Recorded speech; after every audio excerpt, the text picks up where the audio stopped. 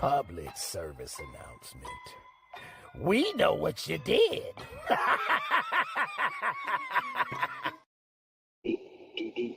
Yeah, we know what you did. What's going on? What's going on? It is 3 p.m. for a little bit after. And this is the ATL Sports Endgame-Run-It-Back. And we got a good show for you guys today. I know most of y'all probably still at work cussing y'all bosses out, but hey, it is what it is. Cuss them out for me too. It's Friday. Some of y'all ain't got no jobs. Y'all ain't got nothing to do. So y'all come listen up. But before we get to the chat, I want to get to my brothers on the panel. To my left, you know him as 6-Man K. We all call him Pie May. What up, Pie May? You think your tiger style is that good? But I think not. Let me show you what a real strike looks like. Forgive me. Forgive me. I've only wanted to use my snake style. I can hit you 3 times and make you die within your own 7 steps. That's a nice technique. You should teach me sometime. Maybe. As if you're worthy. Oh, y'all going back, I see, huh? And then we have the Senator, Mad Mike Luciano. What's going on, man? Soul Crusher! No other! Because the Soul Crusher don't give a fuck about you.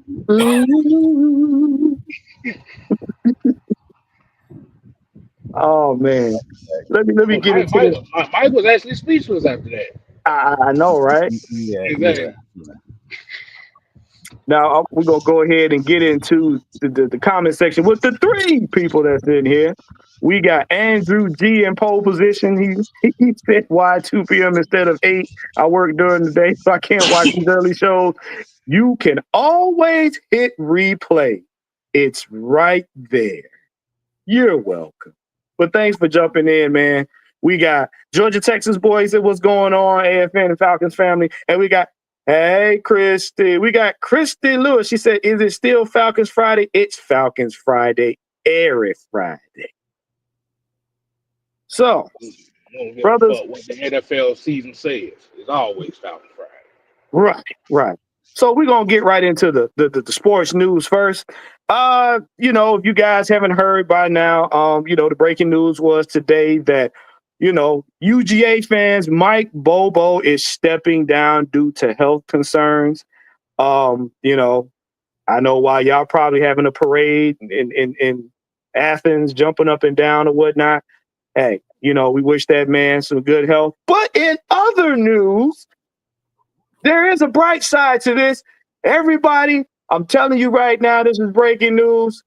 Could be speculation, but Mike Bobo is getting hired by Raheem Morris for the Atlanta Falcons as a DC coordinator. You heard it here first. I'm just bullshitting. I don't know, but I just wanted to piss y'all off. You're talking about piss somebody off. Good God Almighty.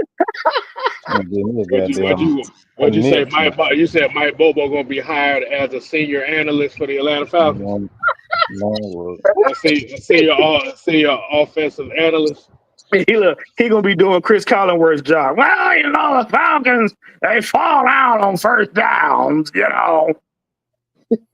Nah, I know. Mike Bobo if I have to hear that shit. What say, Mike? You put your fandom down for Mike Bobo. I'll put my fandom aside. If I got to deal with Chris Collinsworth, I'd rather have Bobo. Look, man, he get on my nerves just thinking about it. Oh man! All right, look, we got a good show. I want everybody to put their red and black in the chat if you guys remember or have had family members that remember the 77 Grits Blitz. Now, personally, that was before my time, maybe about 9 months. So I didn't get here until 78. So, but look, it was one of the most iconic defenses of that time, and it actually transcended the way teams play defense to this day. All right, so we're gonna get right into the first question here. And first question is, why didn't the Falcons get credit for the creation of the 77 grit splits? So I'm gonna let K Styles take this one. Start this one off. Okay, you saying why didn't they get credit for the 77 grit splits? The creation of it, yes. Because that team didn't win a damn thing. Right. I see Kev right along with me. Yeah. The problem is when you looked at that 77 grit splits team, and already, as y'all know, that's beyond my time too. That's about 10 years before my time. Man, But look. just kind of going back and looking back at how the season played out, because there's actually a YouTube channel on that actually shows a lot of those games back in '77. Mm-hmm. Like you said, I think what was it? What was it? They had the NFL record for least amount of points allowed per game throughout the whole season. Yes, There you go, right there. 9.2 points per game, which is an all-time record, Yeah. and they still don't get no. They don't even get acknowledged because of obviously for wins, but 129 points. Right. yeah, So that means they average giving up about 9.3 points per game. Yep. Right. Yep. But yeah, because the lowest. To check this out, and this is what a lot of people don't realize. This was right after the NFL AFL merger, and it was on. That's when they had 14 games. and that's one of the reasons why they gonna get the credit because they say the defense has to have a certain amount of a team has to have a certain amount of wins in order to be considered the greatest defense of all time. But if you look at the record, it is that the Falcons do have that record for the fewest points, the stingiest defense of all time. Mm-hmm. Yet nobody even mentions these guys and that. And see that was a very, I would say it was a very disrespectful mark against the Falcons. Now here's some of the breakdowns from that defense that I got. They intercepted 26 passes. They allowed only 9. They intercepted 26 passes. They had 9 touchdowns. There was they called 22 fumbles, allowed 9.2 points per game. So, and at that time, the head coach was Lehman Bennett, and then you had Jerry Glanville as defensive coordinator. Now, I want you guys to keep that name, keep Jerry Glanville in mind, because we're gonna come back to that last part again. Say that last part again, so people understand what you just said. The last part you just said. about the DC. Mm-hmm. Yeah. Now that, like, I'm gonna go back. The head coach was Lehman Bennett. Mm-hmm. The defensive coordinator at that time for the Falcons was the great Jerry Glanville. I want you guys to pay attention to that, because in a second, it's gonna make sense. It's gonna make sense why we're talking about it. Now, Corey Giffard said, "Never heard of the Grits Blitz till I sub to this channel." Hey, Corey, we appreciate you, bro. Like I said, like Mike always say, man, we do our homework over here. You know what I'm saying? The facts, stats, and the truth. Because a lot of fans nowadays, a lot of our parents, uncles, grandparents, parents knows about this. A lot, like I said, this was before we were born. You know what I'm saying? So we probably didn't hear about the Grits Blitz. For us, we didn't hear about anything close to the Grits Blitz until 1985, and I'll get to that in a minute. Oh man, hey, Mike, you got NJS78 said new member. Pick up the Pick up the pieces. pieces. Pick up the Hey man, we appreciate you for being a new member, man. Like you said, hey, you get to enjoy all of the perks, get to hit Mike's exclusive stuff and everything like that, and exclusive stuff from all of us here at Man Mike Sports and Ed Fans. So hey, appreciate you, bro. I said YouTube Yeah, ain't sending that note this afternoon. Yeah, D Coleman, YouTube is stingy this type of day. I don't know what's going on with them, bro. They need to get their shit together. The shorts ain't shortening, and But here's a very interesting thing about that 1977 season. I know we're talking about the defense in itself, but God, that offense, that was one of the worst offenses you've ever seen. Bro, the Falcons were losing games 3-0. 6-2.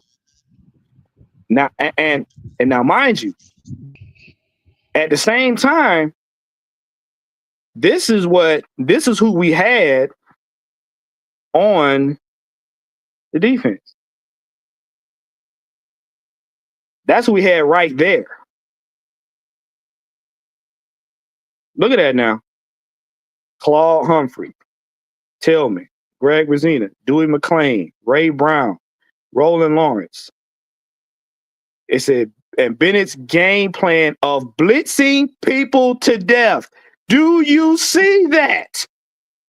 The head coach game plan was to blitz people to death and had defensive playing more abandoned than anyone in the league at that time. That means Lehman Bennett right then and there was the Todd Bowles of that era. That means when you played the Falcons, guaranteed your quarterback was seeing ghosts. Like K-Styles, Mike, please. Because people they not understanding what they're seeing on screen. Please tell them what that means for the teams by us being one of the quote unquote bastard teams of the NFL at that time.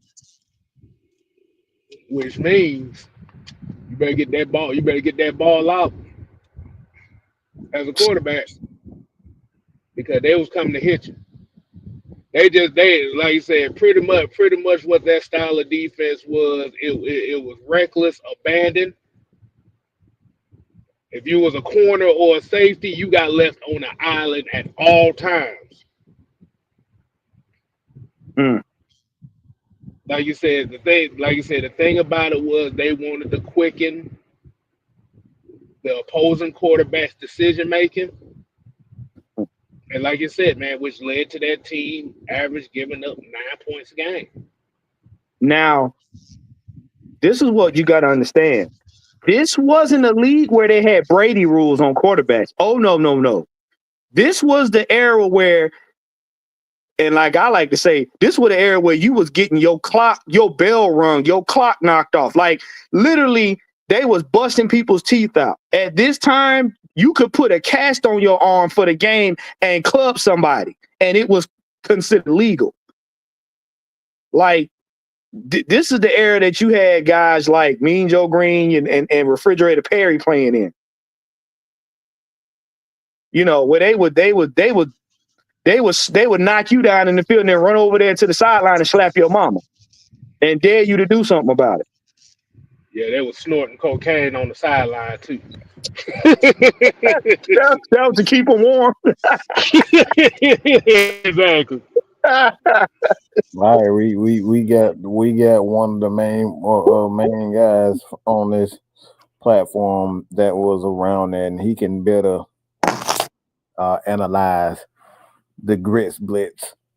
So Sam, what's going on? I call this man the historian for a reason.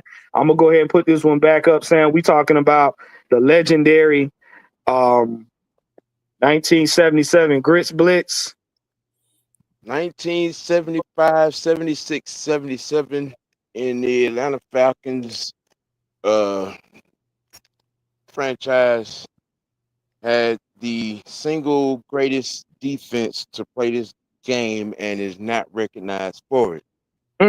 the author of said defense that won a championship for the Bears in 1985. Mm.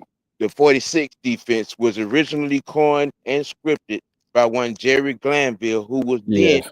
the defensive backs coach for these here Atlanta Yeah, he Falcons. wanted to highlight Roger Pennyworth. That's who he wanted to highlight. He Yeah, was Mm. a young. He Mm. was a young. That's who the name I was trying to figure out. But he was a young DB that he wanted to get on the field, and he refused to not have him on the field. So he came up with the grit splits. yep. Now, Sam, since you jumped in here and you just segued into the next topic. Now, this right here is a real lengthy one right here. All right. All right. And I'm doing this for a reason. Now, my question was, what are the similarities in the use of Jerry Glanville's scheme adopted by the Bears? Now, before we get into that, Sam mentioned something very, very interesting, and that was that. Now, out of them two pictures, Sam, what do you notice about them specific pictures that I put up there? Uh, One represents turmoil in a organization that won a championship based on its defense. You the one and only time in history that you've seen two coaches off the same team carried off the field by the players. Uh, the other is just a picture of authenticity. Mm, mm, Now, I want y'all to pay attention to that. Sam said something without saying it, and it went over top of your head. Mike and us just said it. That right there is the progenitor for what a lot of defenses are benefiting from now. The other one is a Super Bowl win based off of that. And what a lot of y'all don't remember is we did a show on the Sports Endgame Flashback Friday when I talked about when it was Lombardi versus the other cat when they were coming up with the offense. This was the second iteration of it. Only thing was this was the defensive side of the ball. Now, what you're looking at is one of the pure cut reasons why the Atlanta Falcons did not get credit for the grit splits because they did not win the Super Bowl after it was created.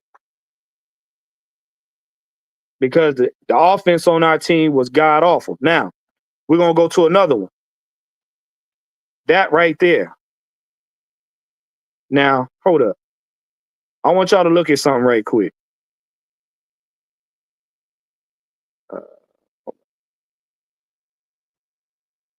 Look at the stats down at the bottom. Let me see if I can turn that thing off here. Look at look at the stats down at the bottom. They allowed 12.4 per game during the regular season, recorded 64 sacks, 34 interceptions, and 24 fumbles. Led the league in points allowed in yards. Now, if you look at that versus the other numbers for us, look at that. Now, Sam, I don't know about you, but ain't lower numbers better when it Yeah, comes to points allowed per game? yeah. Mm, But mm, you see, you had two problems then. One being the owner. Because remember, Lehman Bennett got fired because the league being able to adjust to our defense and was starting to be able to compete against it, and instead of allowing Bennett to adjust the roster and bring and get guys in here that could do something on offense, he got fired instead. And so did Campbell, and so did Glanville, and so on and so forth. But the mere fact that that season in itself is not recognized in the laws of NFL history. When you hear all the time when they speak about defense, who they speak about? 85 Bears, uh, Ravens, the 2000 Bucks defense, the Ravens defense. You know what I'm saying? You know, all these other defense, but they never mentioned that 76, 77 team. Never. Never. Why do you think that is? All those other teams got Super Bowls and we didn't make the playoffs that year. No, because Jerry Glanville was a nigga level. There you go. There you go. He Jerry Glanville was one of the few coaches during that time that went out of their way to draft a lot of black players. They didn't like that he was a white man, a Caucasian man, however term you want, whatever term you want to use. Mm-hmm. Is that they didn't like the fact that he was in your face. He liked that brash style. Um, and ironically, Jerry Glanville was, to be honest, he was Buddy Ryan. Him and Buddy Ryan, those the exact same guy. That's like it, and I don't mean this in any disrespectful way when I'm talking about Buddy Ryan, because he's definitely one of the greatest coaches of all time. Mm-hmm. But his style originated from Jerry Glanville. A lot of the things that he did on defense originated from Jerry Glanville, Lamy Bennett, what they did with the Atlanta Falcons. Yeah, you want to know the real reason why Jerry Glanville, the truthful down to the fact reason why Jerry Glanville got fired. Mm-hmm. Go ahead, He got fired because he was about to replace Chris Miller with a black quarterback, Gilbert Renfro. Oh, Gilbert Wait, Renfro. hold on. Wait a minute. What? Yeah. wow. Yeah. Yeah, that was the reason Yeah. I see. This is new to me. So I'm learning something. Chris Miller was dicking down Rankin Smith's daughter, married to her. That's why he held on to the starting quarterback spot as long as he. Right.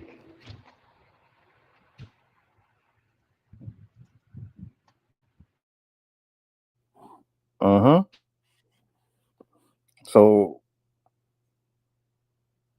and what was this quarterback's name that they was going to replace him with? I think Sam went out for a minute. Hold on, just give him a second. While we doing that, let me show you one of the other reasons why the Chicago Bears got so much media press. Look at that right there. Look at that. Look who they got. Notable players. Hall of Famers. You know what I'm saying? Refrigerator Perry. This dude was 300 plus pounds and could jump almost 3 feet off the ground. You got Steve Mongo McMichael. Y'all know him from wrestling. Mike Singletary. You know what I'm saying? Those names ring bells in the Hall of Fame forever. And then their head coach was Mike Ditka, a former Bears himself. That was the time. Like I said, that was the time in the early '80s, mid '80s. Well, I'll just say in the '80s period. It wasn't cool if you were a white person to have black friends like that, and vice versa. We would even clown as kids growing up if we had, white friends. Why you hang around them white boy? You know what I'm saying? Like we were clowned as kids growing up in my neighborhood. So like I said, it wasn't cool then. We still did it, but you know what I'm saying? Like I said, this is that was the atmosphere at the time. So having a guy like, now in Jerry Glanville and how he operated, and he's one of the main reasons. To be honest, Jerry Glanville sets the stage for a lot of African American players that you see today. There will be no if you see a lot of stuff that's going on right now and marketing the game. Jerry Glanville created all of this. Yep, he created all this. There would be no prime time if it wasn't for Jerry Glanville. Now, with Mike saying that, the common denominator between these two teams in this era was Buddy Ryan and Jerry Glanville. And K Styles, who are both of those? Because I'm really trying to hit this home now. Who are both of those right now on the team? Were they defense coordinators? Absolutely. And I'm glad you brought that up because aren't we right now on the eve of finding out who is going to be our next defensive coordinator for the Atlanta Falcons? Hmm. Mm-hmm. Yeah. You see what I'm saying? So for everybody out there that's wondering why we're doing this is the fact that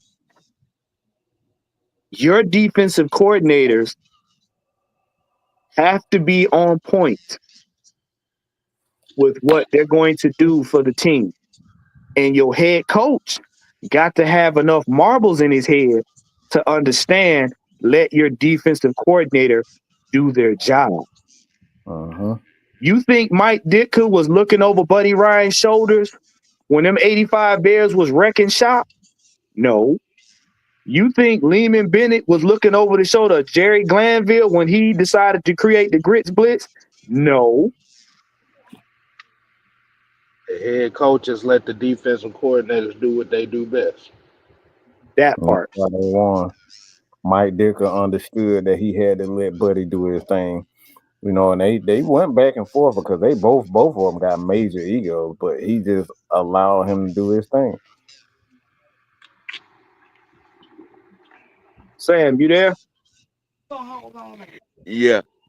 So please kind of throw your historian knowledge around with these two teams here because what I'm trying to do and what we're trying to do is get everybody to understand that this choosing right now that we're getting ready to witness from the Falcons can make or break a season before the season even gets started.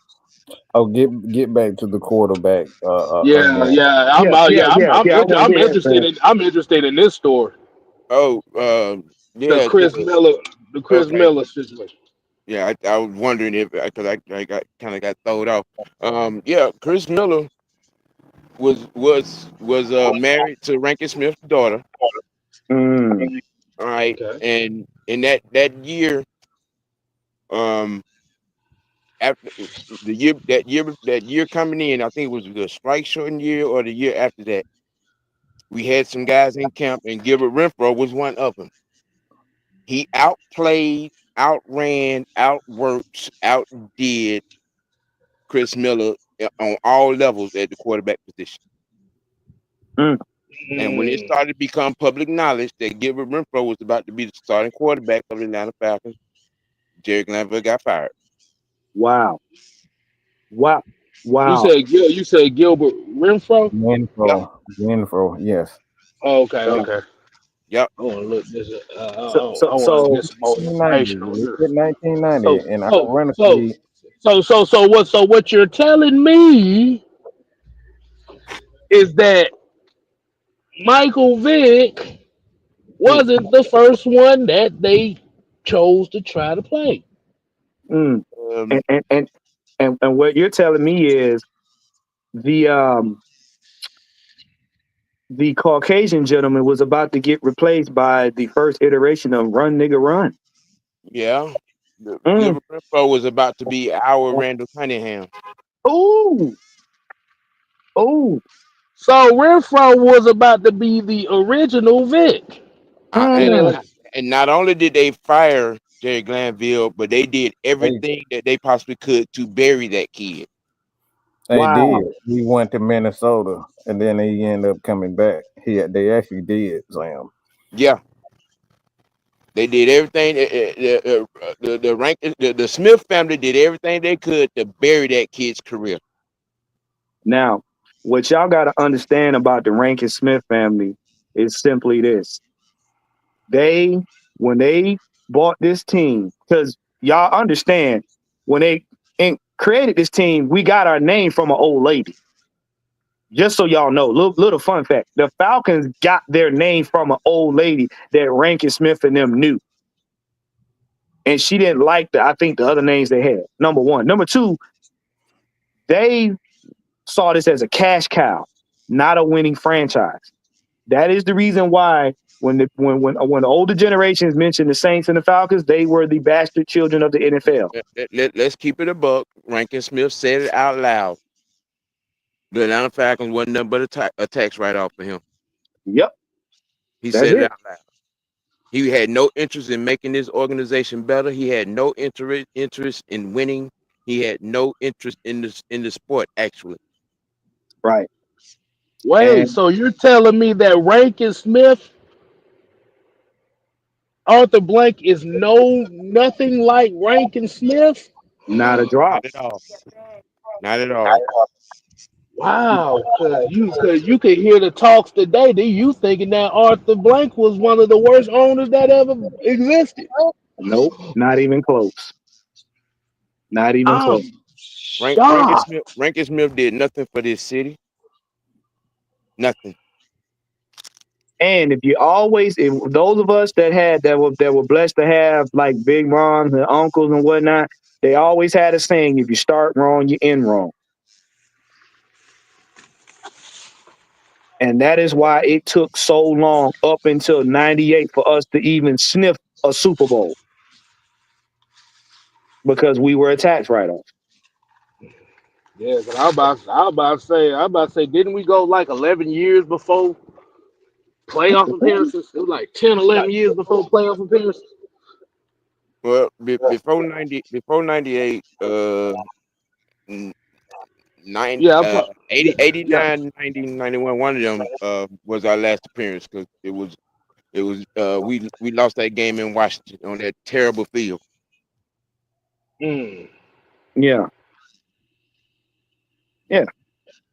And this is why I want to go back to right here. D. Coleman said Rod's merely days away from effing up this. He said the two candidates we interviewed red flag, and that in itself is a cause for concern because the question is,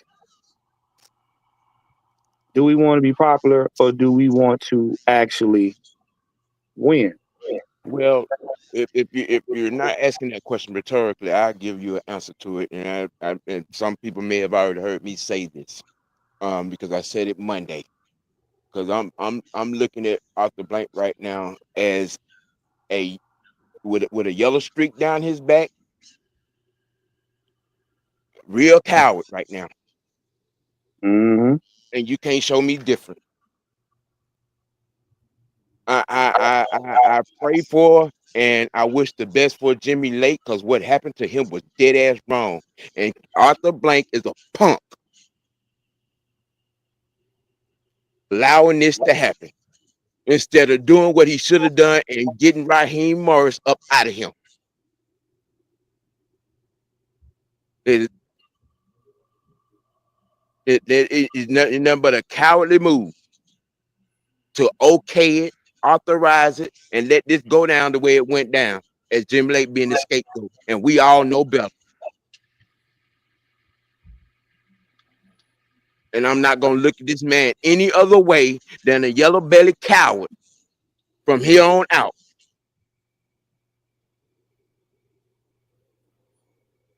To authorize, to okay, to sit back and not do the right thing, do the smart thing.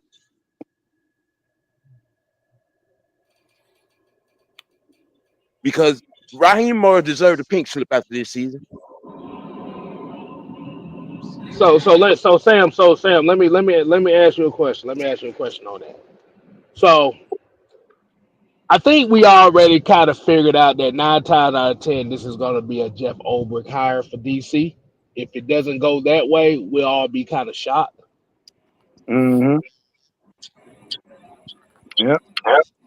Would this, like you said, would this constitute as a do or die year for Raheem Morris in your eyes? Do or die year was this past season. Mm. Okay.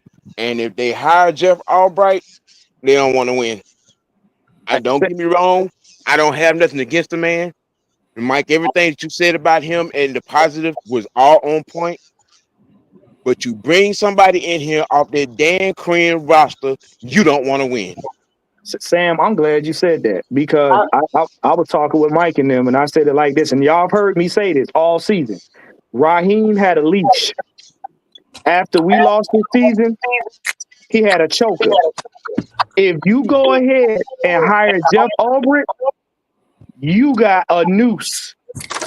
Cause bruh, you on the clock. Because I'm telling you right now, he thinking in his mind he got 3 years to get it right, bruh. No, if you hire Jeff Ulbrich, you got one season. Look, That means if you don't get over 10 wins, it's a wrap. let me say this because I think this is very important because I don't believe in anything that Raheem is doing. I think y'all have heard me. But the wrong thing is to fire Raheem. But the wrong thing to do is to fire Raheem right now. Because the last thing you want to do is lose a lot of young coaches that you have on this staff. We have a great offensive line coach. Have a great running back coach. We got guys like Ike Hilliard. We got a lot of good coaches. And the last thing you want them to do right now is to fire Raheem and allow those coaches to go elsewhere, and then they end up building some other team. And so the right thing to do for the overall right thing to do is to keep these guys intact. And then if it's up to Raheem, he only got one shot. And the reason why he got one shot isn't because that he won 8 games. The reason why he only got one shot is not because of Arthur Blank. This ain't even about Arthur Blank no more. Because the fans have given up hope. They don't want another 8 game. So it doesn't even matter at this point whether or not I believe or you believe that he is a great coach or a good coach or a bad coach. It doesn't even matter right now because the temperature around the atmosphere around the Atlanta Falcons is that the fans and the media don't give a shit if you good. Give us 10 games. So it don't matter if he's a good or a bad coach, if he's the right or the wrong guy. Give me 10 games. We don't want to hear no more excuses about what this or who the scapegoat. I don't fuck if Arthur is smart enough or he dumb enough. Give me 10 wins. If we can't get 10 wins, he out of here, period. And it's gonna be this is what happens when you got a Matt Ryan. This is what happened when you had one of the greatest players of all time leave under the circumstances that he left. This is what happens. You set the bar so high. That man set the bar high for anybody, any coach that come in here. It's going to be that or nothing at all for me fans because of that alone. So it don't matter. It doesn't matter if I believe that he should be fired. Fans and the media surrounding the Atlanta Falcons don't want nothing less than 8 to 10. They don't want nothing less than 9 wins. You get anything less than 9 wins and we don't go to the playoffs, it don't matter. So we can sit up here and say who's a coward and who's wrong. It don't matter because the fans, we want playoffs. We want a Super Bowl. And we don't care how we get it. We don't give a fuck about none of your excuses. Give us our motherfucking playoffs. Yep. What up, cuz? That means they better hire Martin. Because I think where the issue comes at with this is people are kind of looking back at Arthur Smith when he first came in and saw how much of a dumpster fire that team actually was. Right. Mm-hmm. And Raheem Morris came in with a team that had playoff aspirations, expectations, not just from the players, but from the fans and the media. And you won one more game than what Arthur Smith had with a dumpster fire team. Right. Mm-hmm. And that's the thing. Nobody want to sit up here and watch a man go 7-10 3 straight years, which two of those years definitely could have walked into the playoffs. And we got screwed out of 2 games to keep us out of the playoffs. And he brought in, and make no mistake about it, Raheem brought in Kirk Cousins. So it creates even more. See, and I think, and this is where Arthur Blank shouldn't get any blame from it, because he's not the one that's calling the shots as far as we're talking about bringing in these players. That's why you hire you hire the general manager, assistant general manager, scouts to do their job. His job is to sit around and say, "All right, I've had this long enough. I've had an issue. We've done this long enough. Now, do I think Sam is right about the Falcons should have fired Raheem? I mean, I've already told you I wouldn't have hired him to begin with. So I'm right there with Sam. But the wrong thing is to do is to be emotional about it and just say fire everybody because of one guy. I think this team is young. We got a lot of good players, and I think just being emotional is the wrong way to go. Truth, what you got, man?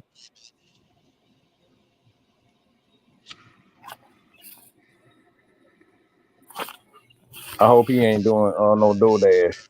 Either that or he out there slapping somebody. Nah, we don't need him slapping people.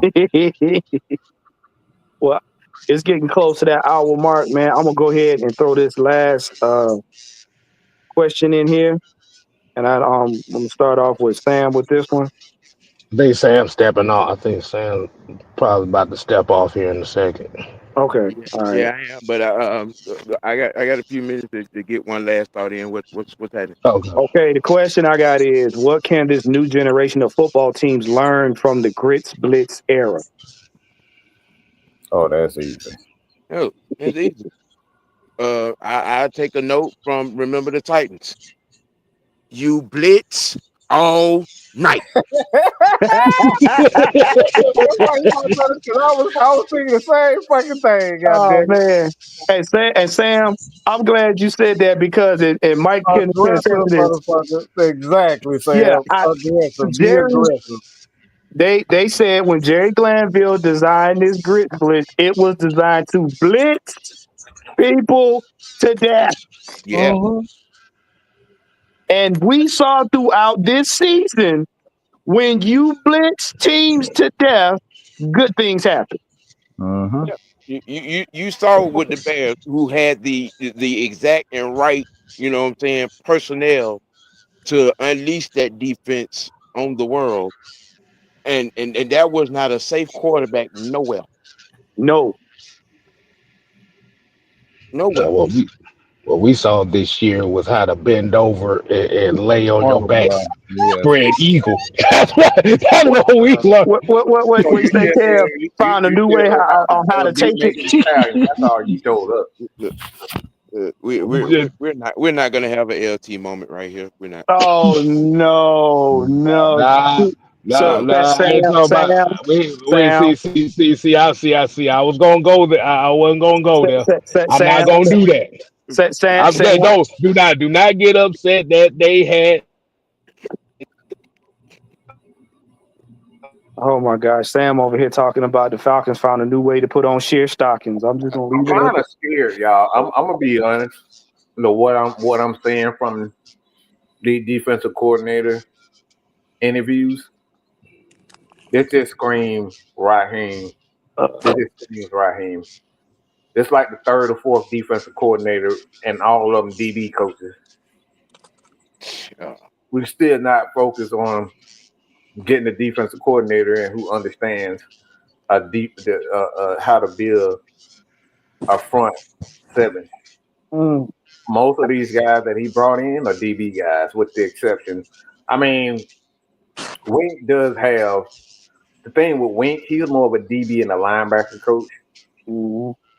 But a lot of a lot of the guys that we're bringing in are DB coaches, and we're struggling. So for me, if he brings in a defensive coordinator that's a DB coach, and strength Well, wise, the DBs. Martindale would make the most sense because he has that line and could bring Chuck Smith with him. I Ooh, mean, ooh. I'm like I That said, sack of shit. That sack of shit ain't bringing nobody in here who can goddamn possibly replace him. Motherfucker. How y'all doing? Hey, oh, what up, cuz? I mean, you ain't lying. let You me ain't. say this. All right, fuck AJ Minna, okay? Fuck that piece of shit too. Fuck that motherfucker. What happened? That AJ son Miller. of a bitch went to the fucking Mets. You piece of shit. Oh, yeah. Oh, you Yeah. talking about AJ Minter? Fuck that Oh piece of boy, shit. boy. You gonna go to the fucking Mets, you piece of But shit. see, Mike is right. See, we want a DC that's gonna run things. We don't need no more DBs. We got enough do boys on the team. We We don't need need we no more edge men. We need somebody that's gonna get it done and get it done the right way and not take no shit. right. That right there. And the thing is, what y'all got to understand, the reason why Ditka and Buddy Ryan work so well because they'll cuss each other out, but they respected each other enough to know they had the same mindset. We want to win. Eh, Now, let me tell you something. Man, they was fighting in the office every other week.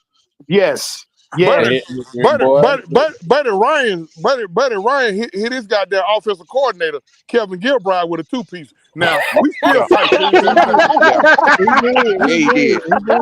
Yeah, he Bro, did. bro, There's we video still fight. documented evidence. Sam, I swear to God, you hit me with a goddamn two-piece. We still fight. I don't give a fuck if I'm losing. I don't give a fuck if I'm losing. We gonna still fight. we're gonna be fighting. We're gonna be out there fighting while we sit up there sipping coffee, motherfucker. That fight ain't But my over thing yet. is this. I want a coach and a coaching staff that wants to win and not be what's the quote unquote word resilient. Mm. I want to win. Fuck being resilient. I can be resilient after I win. Do you know how hard it is to hold up that Lombardi? It's a heavy trophy. Here's the thing about that term. To be resilient is to me is to mean to put yourself in a situation where you have to be resilient. Yeah. Well, Fuck that. Fuck. in other words, resilient means in layman's terms, you must accept the bullshit. That's right along there where you let me break it down for y'all since y'all don't understand stupidomics. It's another term for embrace the suck. He just said it with a different word. Uh-oh. I mean, why are you worried about being resilient any fucking way? It's like we Exactly. worried about kicking ass first. But how about we hit a motherfucker? How about that? Slap That him. should be the I first word. mean, Motherfucker. Hit a I think we all motherfucker. said a right. motherfucker. Exactly. I mean, why did I coin it the slap a whole defense? When they were slapping the hoe, she was laying down. Look, you gotta say it. What I say, we like you said, if the mindset is to be resilient, you're already accepting the fact that you're going to be mediocre. You have to Right, ride through the Yeah, mediocrity. you gonna right. struggle. No, the right mentality that you have is I'm gonna bust these motherfuckers upside the head. I don't give a damn if we up or down. Right. Look, That cause, shit that resonates differently than we all have to be resilient. If you talk about resiliency, you're already saying that hell, y'all suck. Y'all just gotta fight through it. yeah. Cause let me ask you a question. When you out there coaching baseball, do you tell your players out there that they need to be resilient or they need to go out there and win these games? I don't even know how to spell goddamn resilient.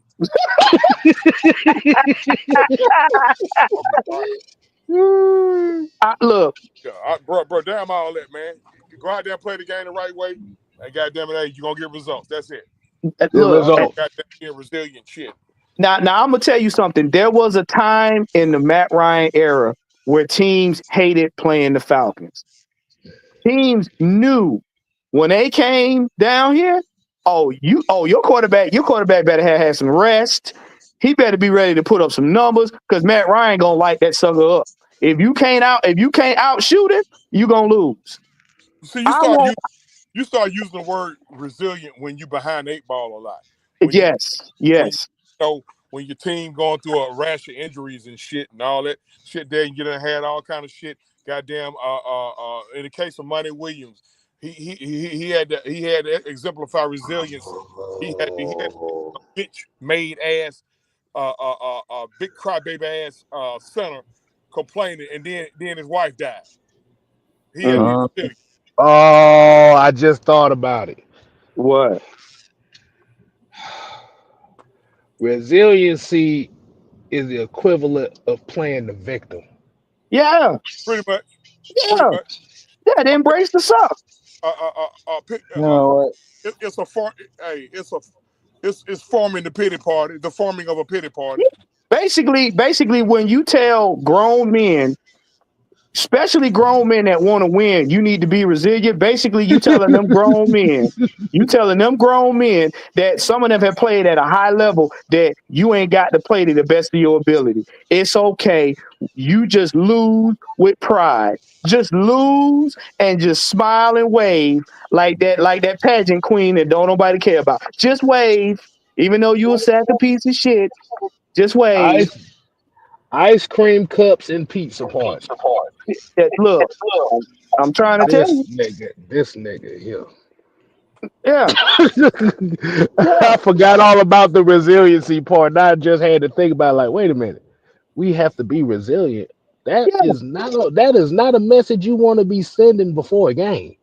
That the message you need to be sending is what Denzel told them boys. Listen, if anything short of perfection, I will break my foot off in your hind parts. That's what I need you to be telling them grown men.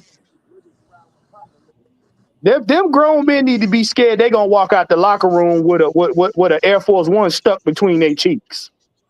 Is that so? Raheem saying that we're gonna do dumb stuff, but we're gonna think quick while doing it. Pretty much. I don't even think they're gonna be thinking about it. They're gonna emotionally get their way through it. But How here's the about deal, Raheem just shut the fuck up? All right, don't talk no motherfucking more. right? Right. Cause Always come up with basically, some big ass word like you're a motherfucking English teacher or something. Man, shut the fuck up, man. no. But my thing is this: I ain't never seen a man motivate people to lose as well as he does. I just like the motivation supposed to be on the opposite side of the spectrum. I've been talking about we gonna be rough and we gonna be tough. Or we gonna be rough and tough and 5 yards away from motherfuckers. Man, shut the fuck up. Remember, fast, free, and physical. The Look, Dairy He threw the Queen, word. He threw the word free at that motherfucker like he different. look, that shit ain't funny. I so just so told you so that motherfucker. Look, that man put on a fucking mask, okay? That motherfucker came out the same wound that Dan Quinn came out of. You look, them motherfuckers are twins. so you mean to tell me he presented us with the new version of the Dairy Queen soft serve? Bruh, that man, look, what I'm saying is that man, you know there's been cases in the world where you could have a white baby and a black baby. Yeah. Well, they mama had a white baby and a black baby. That's what the fuck happened. So wait a minute. That motherfucker came from the same womb. That motherfucker is Dan Quinn. Telling So y'all. That why? See, so that's wait a why minute. So me. I don't trust motherfuckers with veneers. I tell you that much. Wait. So you Hold mean to on. tell me? So you But mean to tell me him and Dan Quinn were born together? They just put the dashiki on him. That's all that is. Yep. but veneer and capris. I don't trust motherfuckers with No, veneers and capris. no, Man, look, no, boy, no, no. First of all, no grown man should be wearing capris, but we ain't gonna go. We ain't gonna get into that. I Nope. mean, we used to back in the '90s. We used to wear, our joggers. We used to tuck our pants and our socks, but we ain't wear no goddamn capris like that. Listen. You better If look. you did that case, you cut that motherfucking shit short. That's about what you gonna do. You Let me cut tell that you shit something. short. Look. No, let me tell you something. Back in the day, your shorts couldn't come above your kneecap, and they couldn't go below halfway below your shin. Nope, Woo. that was the gray area. It better not come above your knee and drop too low below your calf. Nope, I'm gonna tell you, D. Cole, but this better not have you talking about Rob's gonna be coochie cutters for the nope, 2025. nope, No, he nope. Wow. I won't be going to see that game. I will boycott the whole organization. Nope. Nope. I don't want to see no hairy, pimply, nothing going on. Nope. Nope. Absolutely fucking not. Well, that's a bullshit right there, boy. But oh man, but look, man, we gonna get ready to wind it down. I appreciate Look. Tony Wright said all jokes aside, Dan Quinn and Raheem Morris were both born and raised in Jersey. Oh, look, I know yeah, that. yeah. But you know what? See what happened was one baby was born near the rust water, the other baby was born in the grass. We're gonna leave it like that. Take your pick. No. Well, look, man, That's not I want to appreciate you surprising. guys for taking time out to check us out, man. Make sure you like, share, subscribe to the Mr. Tactician 78 on YouTube. Also, make sure you guys check out and subscribe to Mad Mike Sports, Six Man K, OG Big Sam, and True Perch. Look, man, we are on the precipice of some foolishness. And I'm like, Mike, I ain't got enough Pepto Bismol to be trying to drink because Raheem about to do something dumb. Mm-hmm. I can feel it. It's gonna snow again, so I know he fired up to do something dumb. You gonna fuck around in Ricardo. Hey, look, you gonna fuck around in Ricardo Allen gonna be the goddamn defense coordinator. Man, No, boy, no, look, it's bad enough you talking about Dirk Cutter. Nope, absolutely not. So yeah, so for everybody right now, the HL Sports Endgame, we done pulled it back from 9 p.m. and everything. We're gonna let Coach, round off the week. But if we got any special reports and anything, I will be putting the show on at 9, But in the meantime, man, we're gonna get this out the way. But like I said, if you guys like this content right here, we bringing back all of the history and tying it into what's going on today, man. Throw your red and black in the chat. I appreciate y'all for tuning in as always. But you guys got anything else y'all want to throw out there before we get up out of here? Nah, it's you.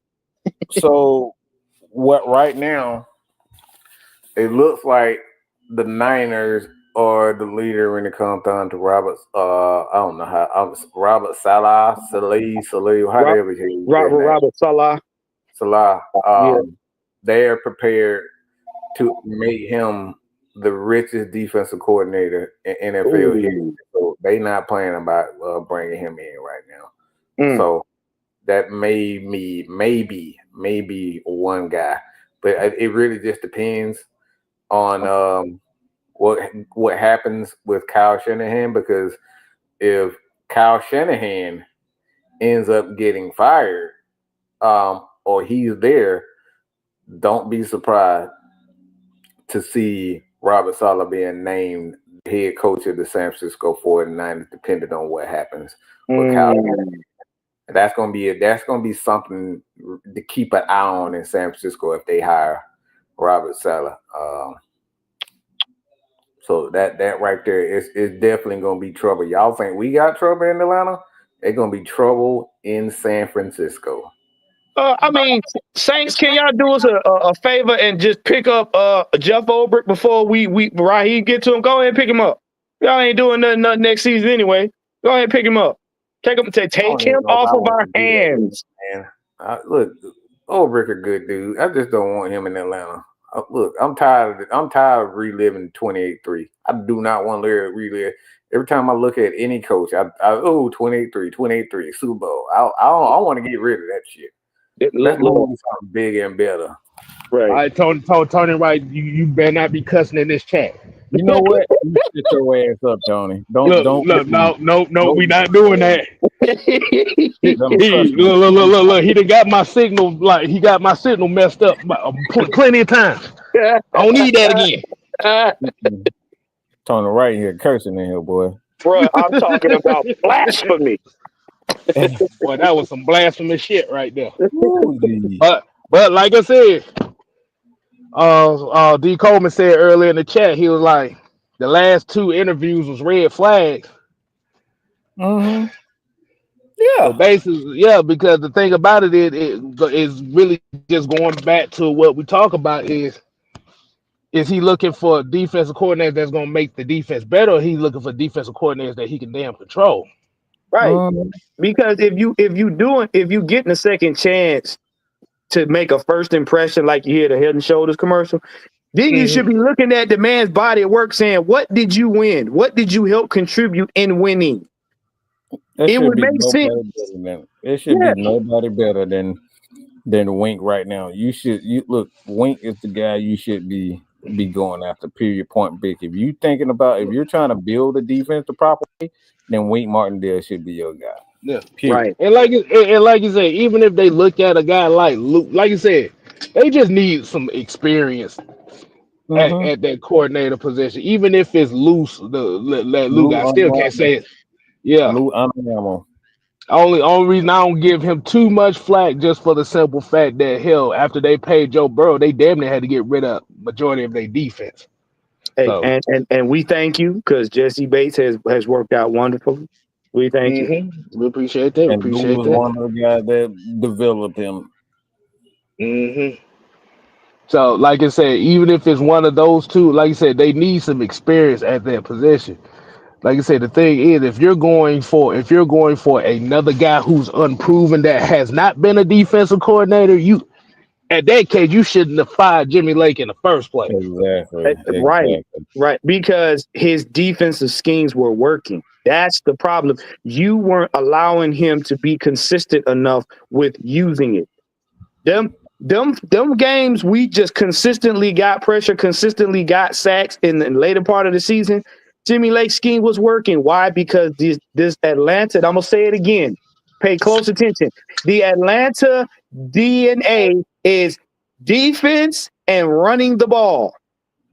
That's our identity. It's always been our identity. Everybody else look. You ever been on your grandmother's house and she make greens? You don't go in there and add stuff to your grandma's greens when you've been eating them for 30 years. Grandma know what she doing. Your grandma knock your head off if you go in there and put paprika in the greens. Now I say Stop if you add messing up something to the the grade, recipe. if you add something to the grade, you're gonna wake up with a foot up your ass. Right. My whole knuckle gonna be up your damn nose. You add something to them damn green. That ain't happening. Leave them damn greens alone. Mm-hmm. Look, people be My doing too thing, much. but like I said, my last thing I'm gonna say is whoever is going to get this defense coordinator job, like you said, this is all Raheem now. Mm-hmm. This is Right. all. This is all. Like you said. I mean, it's been that. But the thing about it is you've allowed Jimmy Lake to take the fall. Now this is up to you. Right. You You have you been gonna have to exploded. make you gonna have to make the right decision.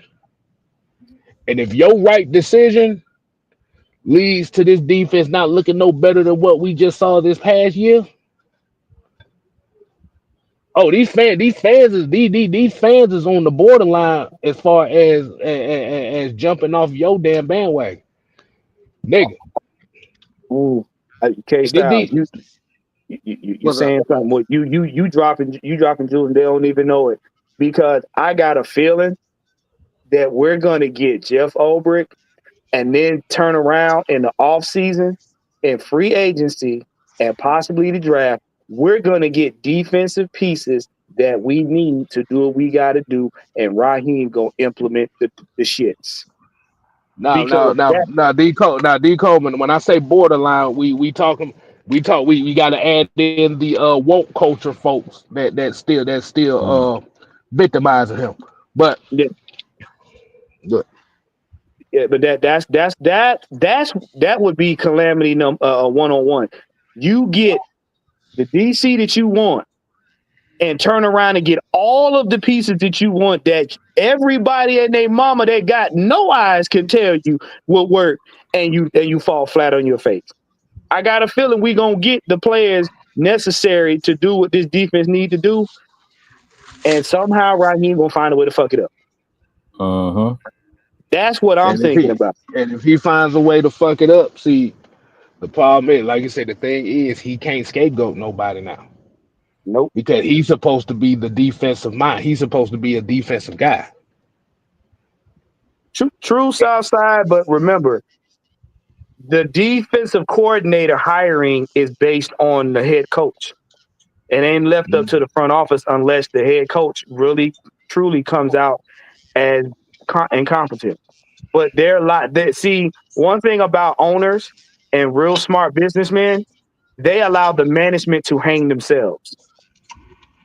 It happens in every business. You got that What's one that? manager that think they know it all and don't know shit, and the higher execs let him hang himself. So that's what the Falcons are doing. Blank gonna make sure he get everything he wants. So when it come time to have that last talk, that pink slip is inevitable. You be looking like, what you got to say now? You said such and such was this guy. You said it was this guy's fault. Okay, what you got? What you got this time?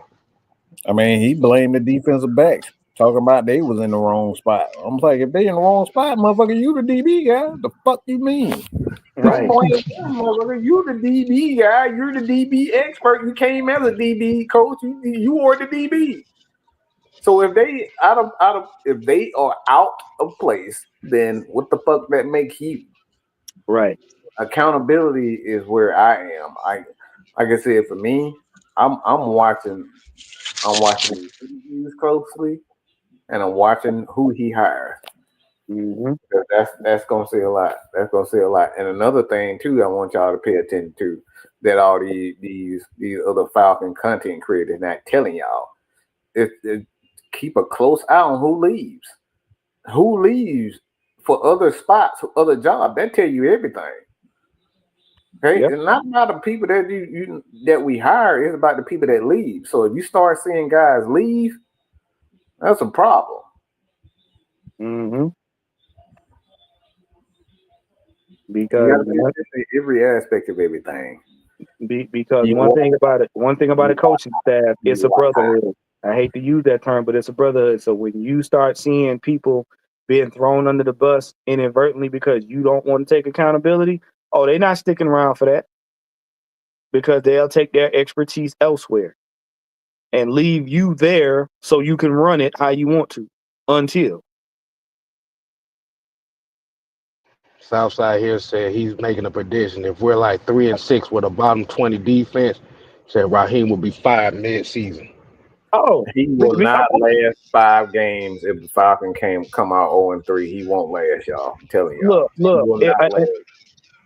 He better do. He better do what his team been doing is beating the shit out of all of our NFC South opponents and getting the early lead. Because if not, we didn't see it in 4 years straight. If it don't happen, oh he definitely gone. He ain't got to wait till don't buy. He gonna be bye before the buy. Yeah, he come out 0-3. The Falcons are firing him. He not lasting if he come out 0-3. My It's thing, not. my thing ain't even about the South at this point. They like you said, we were 7-4 against the NFC, Mm-hmm. 1-5 against the AFC. We got to That's start bad. beating these AFC teams right now. That's bad We could talk about outrunning the South, but if you can't beat the motherfuckers from the opposing conference, How you gonna win the Super Bowl? Because you got to play exactly, one of them. Because it's a rarity that two NFC South NFC teams, period, are in the Super Bowl at the same time. It's ain't rare, never gonna happen.